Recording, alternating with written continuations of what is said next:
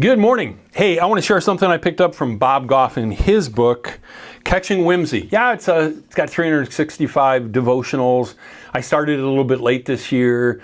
I didn't like the first week of it, so if you check it out, give it a little bit of a chance. And then it started to warm up. I like it a lot. So anyway, did you know what January 19th is?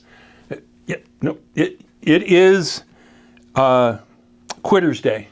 Yeah, so that's the day, evidently, when most people bail on their New Year's resolutions. I went to the health club the other day. I'd been out of town for a week, hadn't been to the health club for a while, and the parking lot was packed, but that's only because they had a special function going on. The cardio room was wide open. Yeah, because it's past the January 19th. I think people hung in there longer.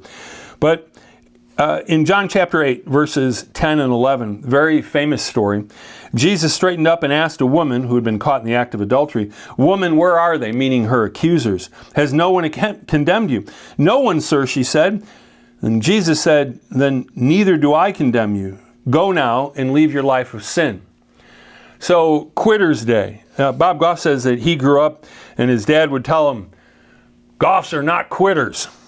Okay, and he didn't really know what it totally meant, and he learned later that his parents had inadvertently lied to him because Goffs are indeed quitters, and he's going to tell us what he means.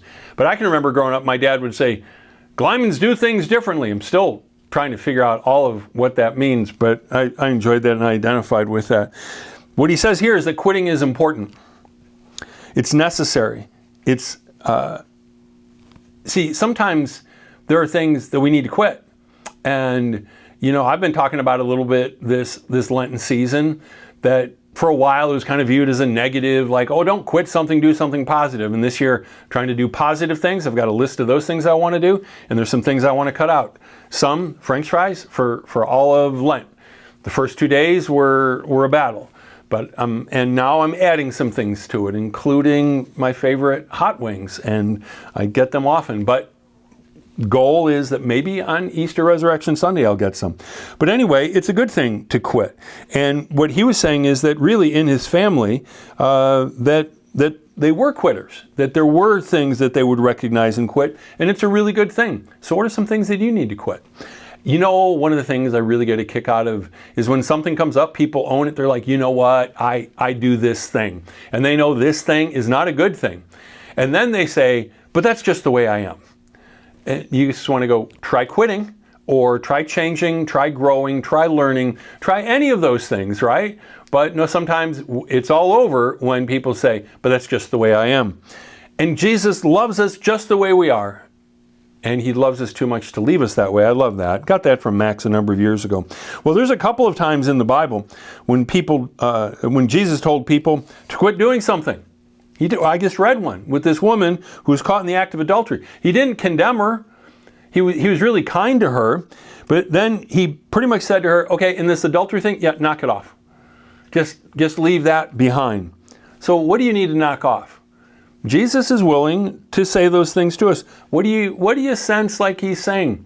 This French fry thing, I might go past, I really might, and start saying, you know what, I really need to stop having so much fried food because I don't know how long I'm going to live, but I want a better quality of life. I really do. I've said it, I'm going to be playing beach volleyball. I've already signed up, paid for this season down at North Avenue Beach, looking forward to it. And I'm setting the goal, 10 more years. And then I said, well, why not longer? You can do the math how old I'll be, but maybe I just need to start eating better. Jesus said it to other people. There's this guy by the pool of Bethesda. He was paralyzed, but now he wasn't. And he's kind of like change. Allow God to bring about the change in your life. So here's the question for all of us is, what do we need to quit? Is it a job? Is it a relationship? Maybe you're carrying around a hurt or a grudge. Ask Jesus. Listen for him to say, knock it off. And if he says knock it off, he'll give you the grace to quit, to knock it off. God bless you. Have a great week.